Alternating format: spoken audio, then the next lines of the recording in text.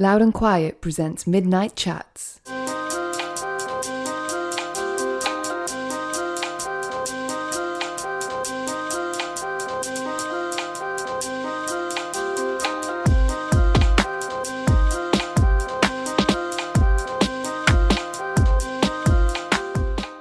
Hello and welcome to episode 35 of the Loud and Quiet interview podcast, Midnight Chats. For this episode, I met an extremely famous man, and I probably wasn't quite appreciative of how famous he was until I was sat in front of him.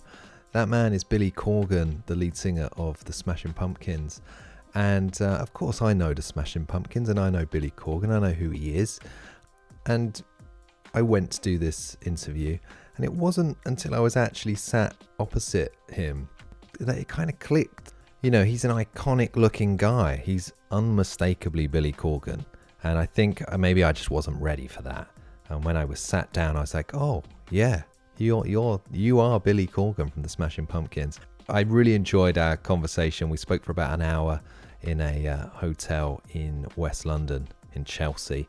And essentially, the reason Billy was in town and speaking to me was because he's just released his second solo album under his own name, if you don't include all the Smashing Pumpkins stuff. But Ogilala is his new album under the name William Patrick Corgan. Please enjoy this episode. Thank you for taking the time to download it and listen. If you do enjoy it, subscribe, comment, do all of those things, and do check back on previous episodes. Greg's been holding the fort for the past few episodes and doing a great job. I've had some really good guests on recently, and we've got a few really good ones coming up as well. So please do check back. There'll be another one of these in 2 weeks. But for now, please enjoy my conversation with the Billy Corgan, actual Billy Corgan.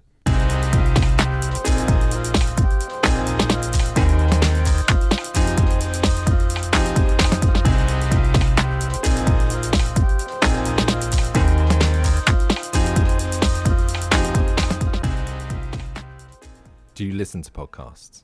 I do.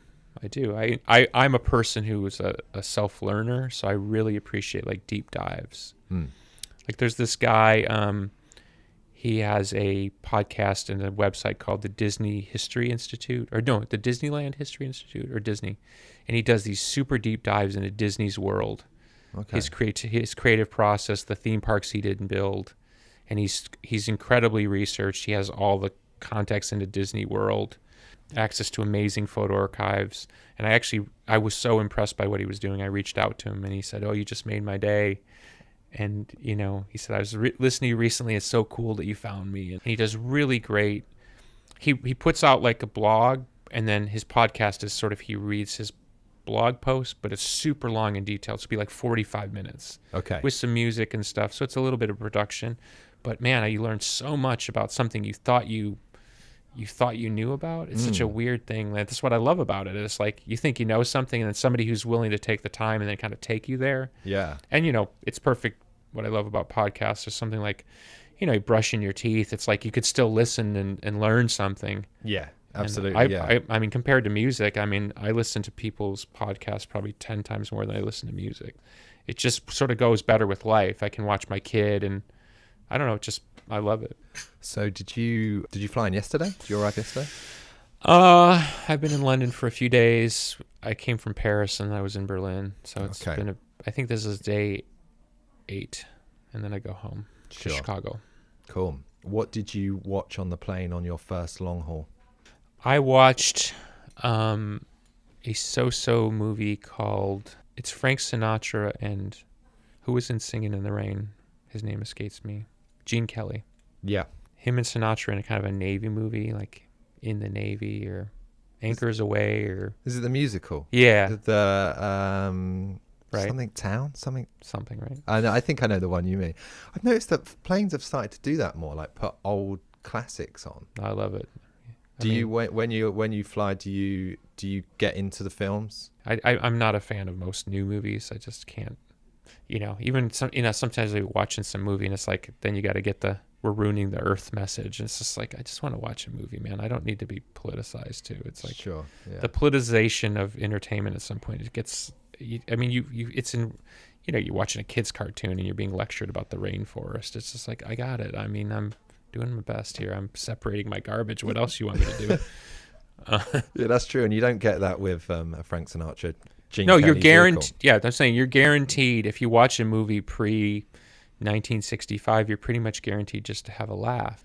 Sometimes that's not a bad thing. Escapist entertainment is sometimes probably the best medicine. So is that what you would watch that at home as well? I only watch old movies at home. Old films? I probably 97% of the time watch movies before 1950. I'm a big fan of the studio system, even though it didn't treat the individual artists too well. I'm a big fan of how they just cranked out like quality movie after quality movie, and then I do deep dives on people I like I love Barbara Stanwyck, who was a quintessential American actress, like a beautiful but kind of a strange face, kind of a tough. I think she was from like Pittsburgh, and she's the classic. She made good in Hollywood and was this massive actress, and she does all these she does everything from the rom-com to like the serious drama where she's the other woman, and it's just, and she's always good. She's good in every movie. Okay. So one movie will be a 6 out of 10, and the next will be a 7 out of 10, and the next will be an 8 out of 10. But she's always great. Yeah. And that's why they used to have stars like that, because they just crank them out. For anyone who's not familiar with her or her work, what would be your entry point suggestion? Gosh, see, she's one of those weird ones where there's not that one movie that was like the big movie.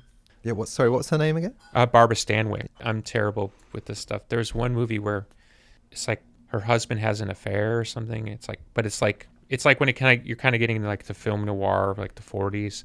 It's sort of ahead of its time. It's sort of really gritty, and maybe she murders her husband. It's like one of those. But I know what you mean though about those old films, because I like when you can tell. This is a really kind of old-fashioned, boring thing to say, but I like when you can see the sets of a film. When you can see that they've made made the street or something. Made the street. Mm-hmm. Yeah, there's just something about that, and like old Disney films, or like even like Frankenstein, where they made like the Bavarian village. Yeah, and it's like the idealized, scary Bavarian village, and then you see it in another movie. Yeah, they're like, well, we'll just use the Bavarian village again. Yeah. Or they dress up the Bavarian village for Robin Hood or something. Yeah, it's like, isn't that the? You can't blame them, right? I mean, no, they're like, we've made this thing now. We've got to get some value for money out of this thing. I read recently an interview I think you recently did with Rolling Stone on their site. So it's true. There was just one thing that you said in it that, like, talking about films was just a reference to Stanley Kubrick, and you were likening kind of the way Kubrick would work to the way that you work. I presaged it by saying, please don't think I'm comparing myself to Stanley Kubrick, and of course he took that part out.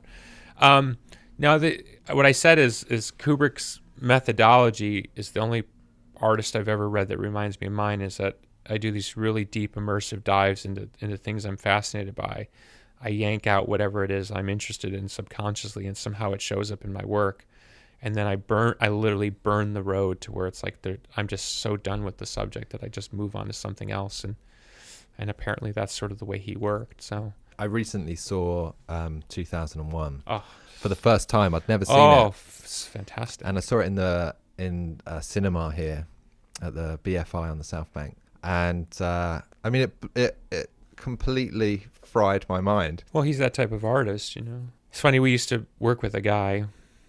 His dad was a Hollywood special effects guy, and his dad's claim to fame was he was the guy that designed the sequence at the end with the spaceship and the lights. So it was pretty kind of a cool thing. So we got to hear some of the kind of the background stories about the making of that stuff, the special effects stuff. But yeah, Kubrick's like, to me, there's a special class of 20th century artists, like Philip K. Dick is another one. I don't know if you ever read Philip K. Dick. No, there's recently been a series here on TV of his stories, Electric Dreams. Well, he wrote what became Blade Runner. Right. Okay. Do Androids Dream of Electric Sheep? That's what became Blade Runner. Got you. Minority Report. There was Scanner Darkly with Keanu Reeves, which I never saw, but it seemed like it was kind of a bit of a funky movie. But many of his works have been made in. But Philip K. Dick is that sort of artist where it's like their work is beyond the bounds of the medium they're working in. Right. And it's so deep and it's so layered that it takes generations to figure out what even the bigger meta message is, because cultures tend to reflexively look at a piece of art and say, what does this have to do with us right now? But a true artist works on multi-dimensional levels, hence the Mona Lisa. You can still get something out of it 400 years later when you really shouldn't. So why do you? It's just a painting of somebody. Yeah. And there's plenty of paintings of somebody, And that's oftentimes what gets difficult as a public person who's an artist in the media, because the media is asking you to define yourself on their terms in this moment. But if you've made real work, you know that the work goes outside the bounds of that. So you're asked to be sort of reductionist about your own work, to sell your work, which inhibits what you've actually tried to create, which is something sort of beyond the bounds of the time you're in. It's a weird, I don't want to say compromise. It's a weird sort of negotiation that goes on forever. It's like there's those books like, read the bad reviews of the most famous classical pieces. Have you ever seen that? Yeah, where it's sure. like somebody's ripping apart, Stravinsky, and it's like it gives somebody like me a little solace, like, well, in 100 years, they're going to understand my fourth album. Thank God. I can go to my grave happy because someday somebody's going to figure this out. Do you generally read your press? You don't, right? I stopped that about 7-10 years ago. Yeah, no good can come from that, right? Yeah. And what's weird is, and it's hard for people to understand, like I've had a good review come out in one of the big magazines here. And of course, somebody tries to put it under my nose and say, hey, have you read this? Because they're excited for me, like, you got a good review, and it's like, no, I can't. And they don't understand why, because invariably, it's critique, right? And I'm not saying I can't be criticized, but I don't want to put ideas in my head that are going to inhibit my ability to produce more work. So something that I consider just fine based on my own set of internal data, like, oh, that's a pretty good song. It could have been better if I'd done this, this, and this, but, I like the song fine. And then I read a review and it's like, and the worst song on the album is, and suddenly I'm like, now I'm second guessing something I wasn't second guessing. But why am I second guessing based on one person's opinion? It's a weird negotiation. Sure. So, I mean, we should say that the reason you're over here at the moment is new albums coming out. Allegedly Coming out. Can you tell me what it's called, how to pronounce it? Ogilala. Ogilala. Okay, I'm glad It's a made-up word. Is it? Yeah, I just made it up. Yeah. It's just something you came up with? Well, it's based on, some etymology, and is that the word? I always get confused. It's like, is etymology the study of bugs or the study of words? It's one of those. Yeah, it's a little bit of onomatopoeia and a little bit of etymology, and yeah. Under your own name, it's your second solo record. First in 12 years. Yeah, the first one didn't go so well. No, it was a bit of an unpleasant experience. Was it? Not making it. I love making the record. I enjoyed it. I really actually liked the record, but it got such a strange reception. It was sort of like, well, it's not the Pumpkins, and why are you doing electronic music? And I was like, don't you remember I had like hit songs with? I actually had 2 hit songs in 1979 and the song I, and they actually could even argue Ava Dor, which did quite well in Europe. So I had 3 singles in the 90s, which were electronic. So here I am, not too in the distant future, making more electronic music. It was like, why have you given up the guitar? And I was like, no, there's guitar in the album. It's like, it was this weird. Why do you think people were like that? Was it because they loved the Pumpkins so much, and it was it's 2005, wasn't it? It's last right. No, I since we have time to take the deeper dive into culture, I think that one of the strangest, I'm 50 years old, so I've lived long enough to sort of see the death of print media move into the blogosphere, move into the YouTube podcast, the dominance of the podcast genre, obliterating all comers. There's collateral damage, which of course in any cultural shift there's going to be, so this is not me crying foul, but one of the strangest effects of digital culture was the winnowing down of, let's call it like what you stand for. In essence, there's so much data that people don't have enough bandwidth to go beyond, oh, you're the Pumpkin guy and you make noisy rock. And no amount of contrary information will change that label. It's a weird, or my band is listed on iTunes under alternative. Who made that decision? Right. So forever you're in this box, in some digital box. But in a record store, you might have been mixed in next to the Beatles and the Rolling Stones, who are now under rock or classic. It's just this weird ghettos, and so I think I was sort of hit sideways by this narrowing down of like who you are in the culture. And the longer you get away from, let's call it the moment, the narrower the definition becomes. It becomes simplified. And so even though, like, let's say the last electronic hit I had was 1998, and I'm making an album 7 years later with similar themes and influences, 7 years in digital time is 700. Right, sure. So what was remembered about me 7 years later wasn't that I had hits with acoustic guitars and strings, and it was, you're the Pumpkin guy. And the Pumpkin guy's angry and sings about rats in cages. So this isn't that. And I'm standing there thinking, I'm on the other timeline, which is the one that actually circles around the sun timeline.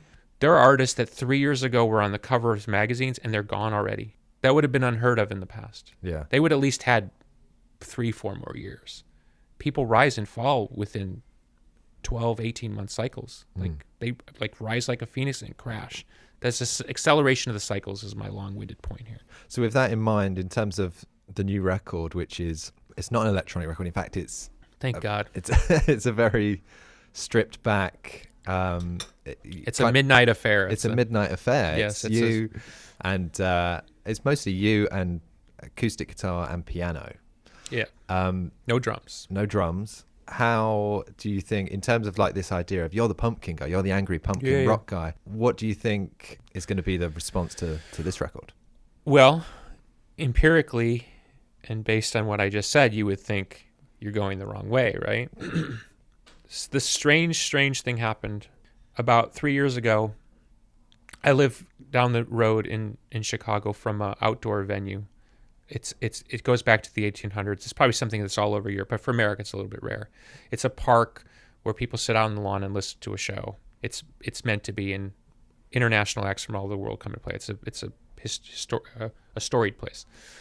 So 3 years ago, the guy from the venue, they must have had an open date or something because it was a last minute thing. The guy called and said, would you be willing to come in and play a solo gig? And he made a pretty generous offer to where you're like, well, it's worth getting up off my butt to go do this. So Jeff and I from the Pumpkins put together an acoustic show. And we did some electronic stuff too, and we played loud a little bit, but mostly it was acoustic the whole night. And the reception was so positive. Again, an organic response to something that we wouldn't have expected an organic response from, that then the next year we toured as Smashing Pumpkins. We call it In Plain Song, but it was basically Pumpkins acoustic with some electronic. Yeah. And it was the other side of the Pumpkins catalog type of thing. The response was, tour sold out immediately. Response was great. So then we did it again the next year, bigger places, best reviews I've probably ever gotten ever. So somehow we accidentally hit a vein that interests the fan base that like that. Like somehow this approach is organically and connected to their understanding of that idea, but not in an intellectual way. Don't ask me why. Maybe it's just as basic as the fact of a Pumpkins fan from the 90s likes guitars and rock guitars, and now they're old. They're old, and as they're using their walker, they want something a bit quieter. Yeah, a little slower pace to use their walker with. Yeah. But maybe it's just that they're like the synths and electronics is maybe like a bit of a step too far, but an acoustic guitar and piano is still kind of within that kind of vein. I think that's a good assertion, and I would add they seem to be attracted to the melody and the lyric. So in essence, if you were trying to take a guess, the lyric, the message still means something, and maybe the guitar is the loud guitar is less important as the message. Yeah. And something about the message is working. So shocked me, honestly. I didn't expect to sort of end up here because I kept getting in my ear from industry professionals, if only you could. Like Bob Dylan in his book, he's supposed to write 3, but he only wrote 1 so far. He talks about how people for years would say, can't you just go back to the old Bob Dylan? And he actually says in the book, I actually wanted to give them the old Bob Dylan and I couldn't. So I think that's quite astute. So you started making this record with that in mind, with it to be that? No, It's like well, we're on the podcast, so I can explain it. So it's like two roads that are running alongside each other but don't meet, but ultimately meet by accident. That's kind of what happened to me. So over here, I'm telling you this sort of organic thing is happening with acoustic music for me, but only on the live side. I have no intention of doing an acoustic album. Why not? I just didn't. You just okay. It wasn't in my mind. Sure. On the other side, I'm trying to figure out a way to get the Smashing Pumpkins back into a contemporary frame. The easiest way to do that is have a hit record, right? So you're trying to figure out some approach that you feel good about, that you can aggressively approach the market. I don't know. It's not worth explaining other than you just want to be aggressive. And so I made one record that we put out in 2014 called Monuments to an Elegy. It sold dreadfully. It seemed to disappear in 2 seconds, as records can these days, which was disappointing. I went back in the studio to make a follow-up record. I got, I don't know, about a month or 2 months into the record, and I lost my mind and I quit. I said, I can't do this. So then I found myself sitting at home going, okay, now what am I going to do? And in my bummed out phase, I picked up an acoustic guitar and I started writing acoustic songs. So suddenly these two roads converged, which was funny because I had plenty of empirical information to say that the audience is actually interested in me doing acoustic music. But my pride was in the way because I was over here trying to, like, I don't know, rebuild the wall. Right, sure. To steal from Roger. Yeah. One more time. And that's the first time you've sat down and written acoustically. Not true. Actually, I wrote an acoustic record before the electronic solo record. Okay. And what happened to that one? It's sitting on a shelf. It's quite nice, actually. It's a very stark record about Chicago. It's more folk, I guess, than this record, the Ogilala. But I was going to put that record out on Warner Brothers in 2005, and I sniffed around the record company a bit, and I got a funny vibe that they were just going to bury the record if it was going to be acoustic. Right. So I shelved the record, even though it was finished, and then I made what became the first solo record, the electronic Future Embrace record, which caused all the other problems. Okay. So it's it's my 2000 zigzagging that's sort of led me to this point of like it's like you've gone back to the beginning, and it's like I'm going to do the simplest thing possible because maybe somehow the directness of that approach will get through to somebody, and somehow it seems to be cutting through the fog better than a loud electric guitar, which is weird because I got cut through the fog the first time with an electric guitar, and now I'm cutting through the fog with an acoustic. It's strange, but as long as it's effective, I'm happy because it's a lot of work to kind of end up coming up short, you know. And you recorded this record with Rick Rubin. Yeah, it was fantastic.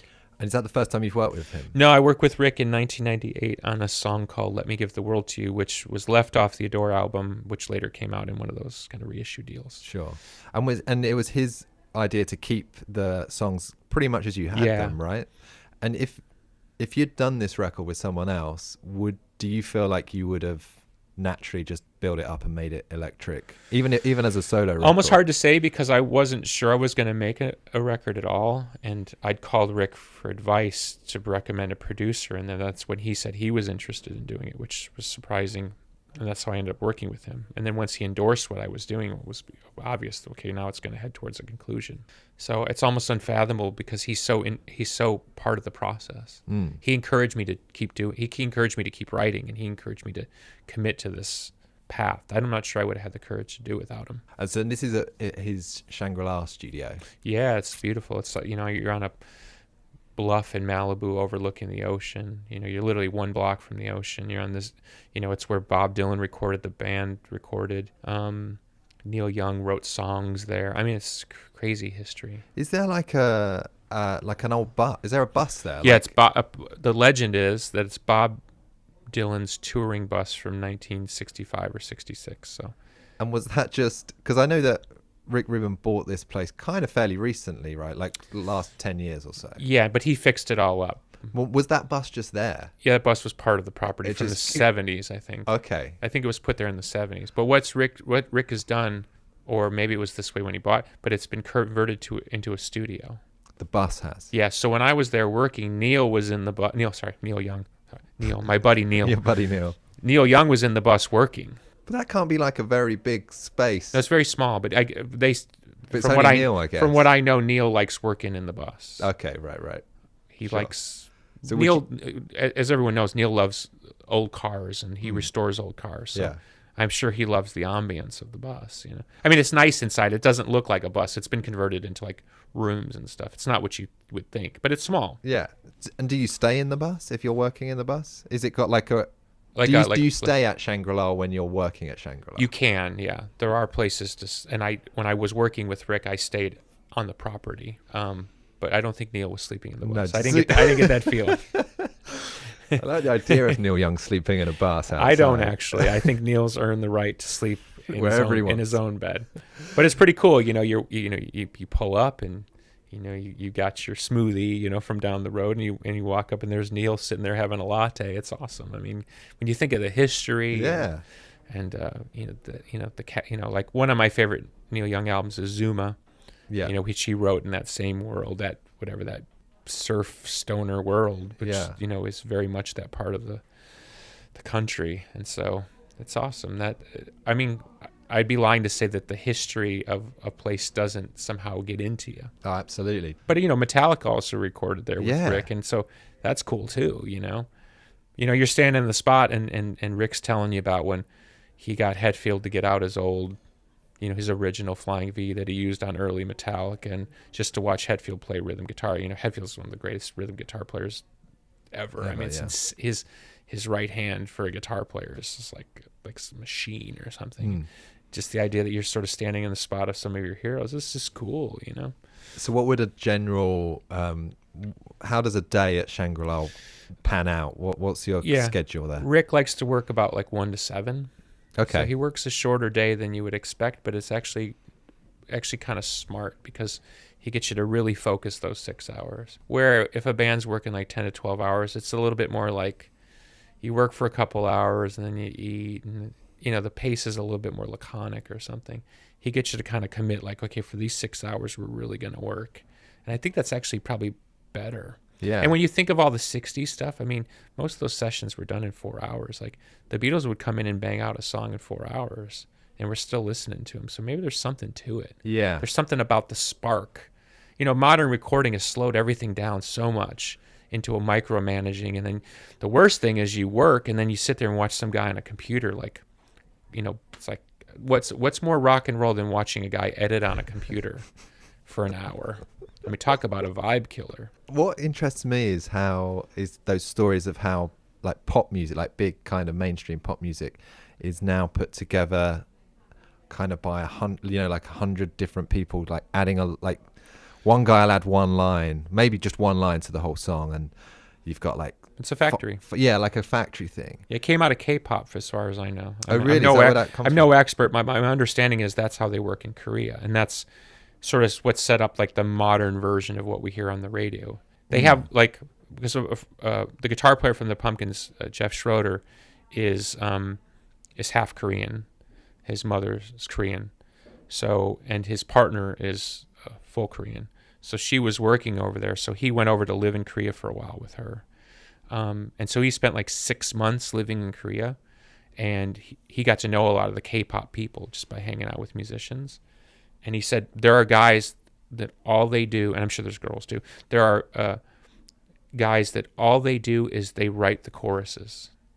Right. So they identify, you just write choruses, like you're really good at choruses, and there are people who only write verses.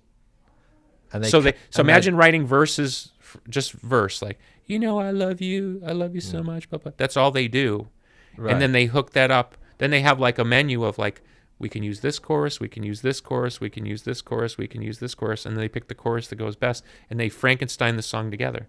I mean, to me, as somebody who writes like very organically, like I'm cooking a very particular meal, that is so alien. And that person who writes just the verses, they might not be any good at chorus. It might be completely foreign to them to write. It's like, it reminds me of like a Monty Python sketch. It's like, you're the greatest, like 1 foot hopper. Yeah. Like, please welcome Mark, the greatest 1 foot hopper in the history of man. You'd be like, okay. Like, you know what I mean? It's like, it's such a weird thing. That's the only thing you can. But you got to figure, if you go through the gene pool, you're going to find some kid, she's really great at like writing like the nursery rhyme chorus. Yeah. So when you're, and by the way, they work competitively. Yeah, they do, don't they? I've seen that in Hollywood too. I've been around a few major motion pictures where you go and, like, one time I went to meet a director for something, and he took me and he had 3 different editors working on the same scene, and I was like, how does that work? He said, well, they all have 3. They each have their own chance to basically win me over, to impress me. And what the director told me is then when he picks, like, let's say he picks option B, then he gives all 3 option B, and then they all stick on option B to try to improve, Try and beat it, and try to beat it. So it's like, okay, one of you's got the right vision, that wins. Now all 3 of you have a shot to start from there and make it better. It's like such a weird. And then at some point he must just decide, this is as good as I want it to be. Yeah, right. You're the winner. Yeah, and that's why they say, like, with a lot of motion pictures these days, the directors are more like a military drill commander or something, because you have all these sub units working on, Have you ever been asked to write for other people in a way, in any way, but in a way like that, like a collaborative way?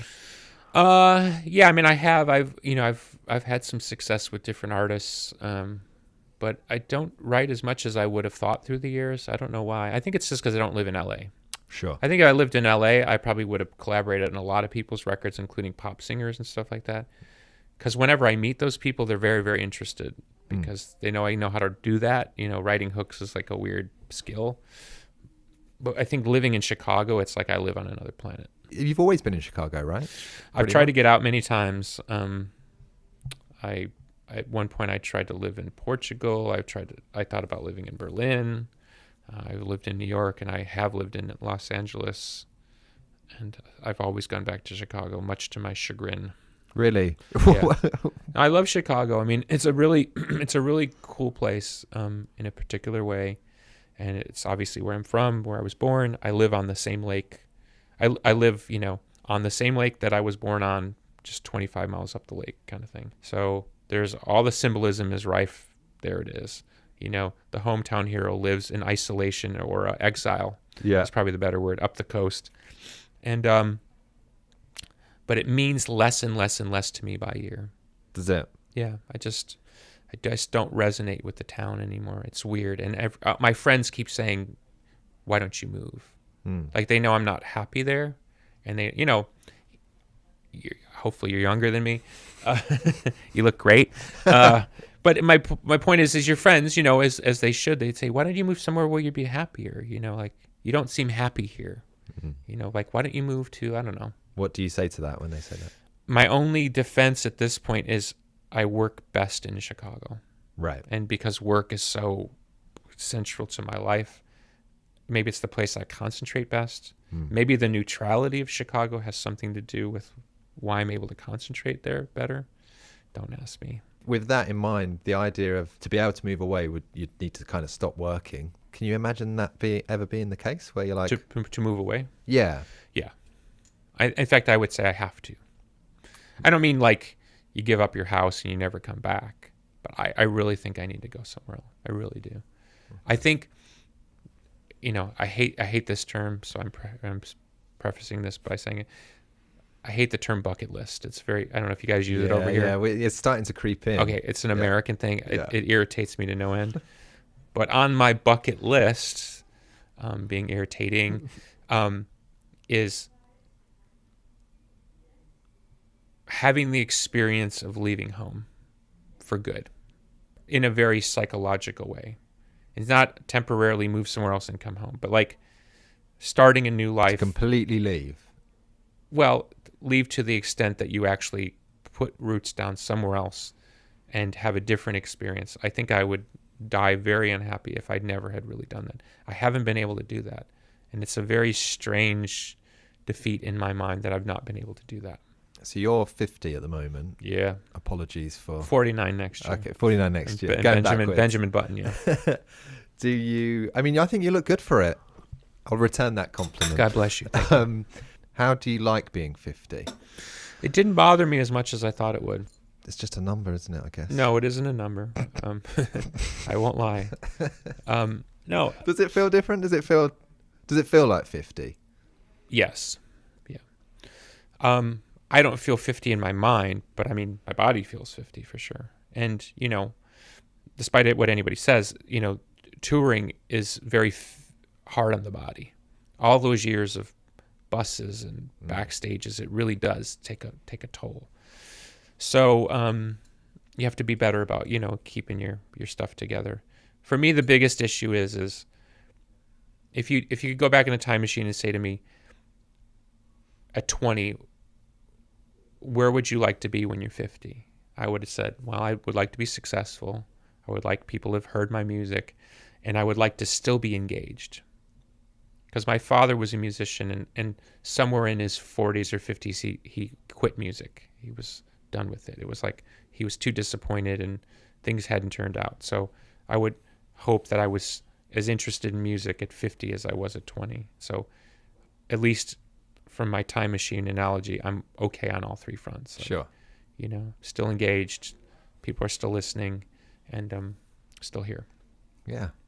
That's good. Yeah. I say this all the time, and I really mean, I literally have nothing to complain about. Yeah. I can complain all day, and I'm good at it, but I literally have nothing to complain about. Oh yeah, I think that's everyone though. We can, yeah. Like yeah, well, of course, you know, everyone can have a whinge, but point is when you look around the world, there's a lot of people with a lot going on, and a lot of years I did not appreciate the blessings and the gifts and even the love and the attention that I was given for my work. You know, I oftentimes spent more time quibbling about what wasn't there than what was there, and all those sort of unappreciative things. And I think I'm really happy to be in a place where I can look back and say, wow, I've had a great life.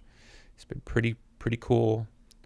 Overall been treated well, not as well as I would have liked, but hey, it's better than digging a ditch and not being appreciated for digging a ditch. Because I know a lot of people in my family that dug ditches and they don't get a medal at the end, or, you know, they don't get to sit and talk to a podcaster. Absolutely. The glamour. That's right. The glamour of this. I mean, if people could only see.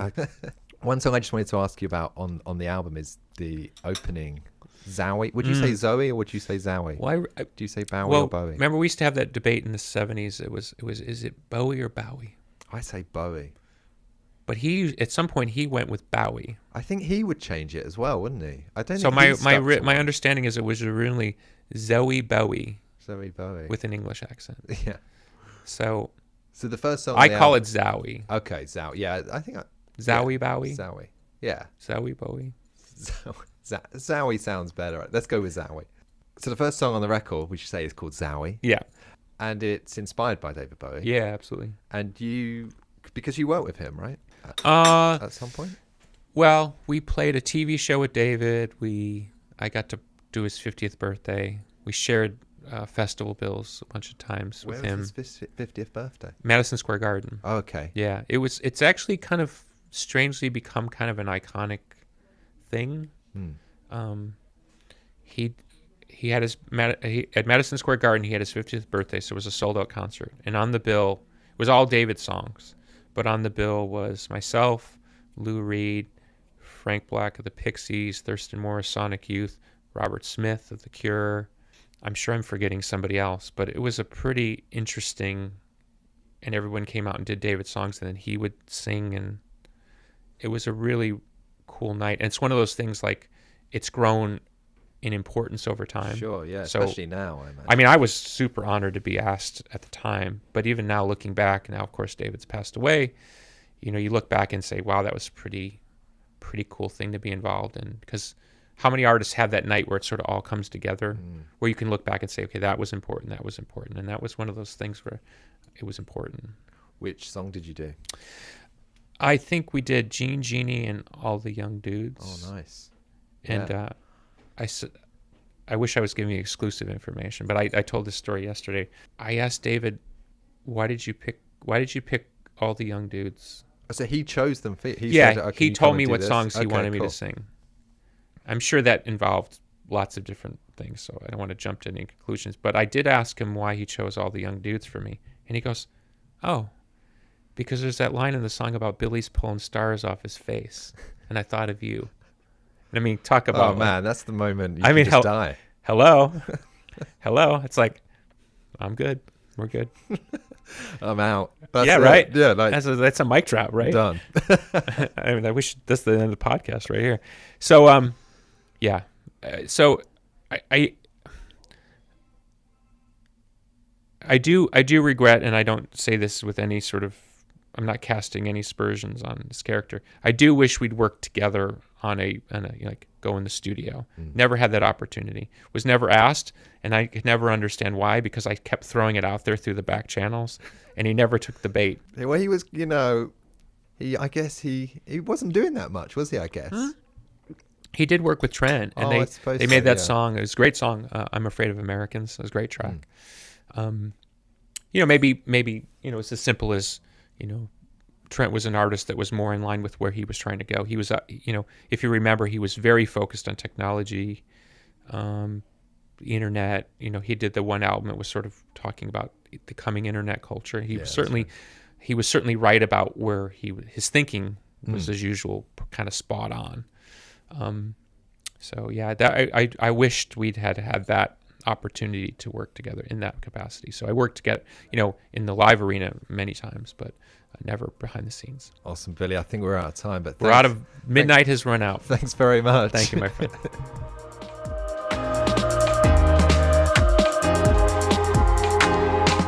Midnight Chats is a loud and quiet podcast. Music courtesy of Gold Panda. Search Midnight Chats on iTunes for more episodes and to subscribe. For more information, visit loudandquiet.com.